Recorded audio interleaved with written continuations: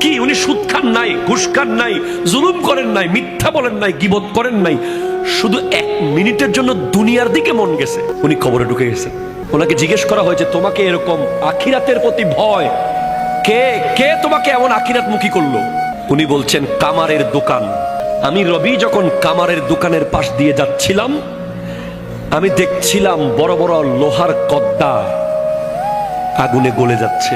তখন আমি ভাবলাম, লোহা যদি দুনিয়ার আগুনে জ্বলে পুড়ে গলে যায়, আমার হাতের চামড়া তো অনেক নরম, আমি জাহান্নামের আগুনে কিভাবে জ্বলবো?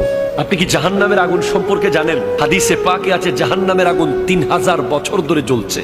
কিয়ামতের মাঠে জাহান্নামের আগুন দৌড় মারবে, জাহান্নাম চিৎকার করবে, আল্লাহ আমার খানা দাও, বেনামাজিদেরকে দাও। গাই, জাহান্নামে একটা গর্ত আছে, গাই গাই, ওই গর্তের নাম গাইয়ুন। ওই গর্ত বেনামাজিদের দিকে দৌড় দেবে 70,000 ফেরেশতা শিকল দিয়ে ধরে রাখবে ওই জাহান্নামকে টেনে।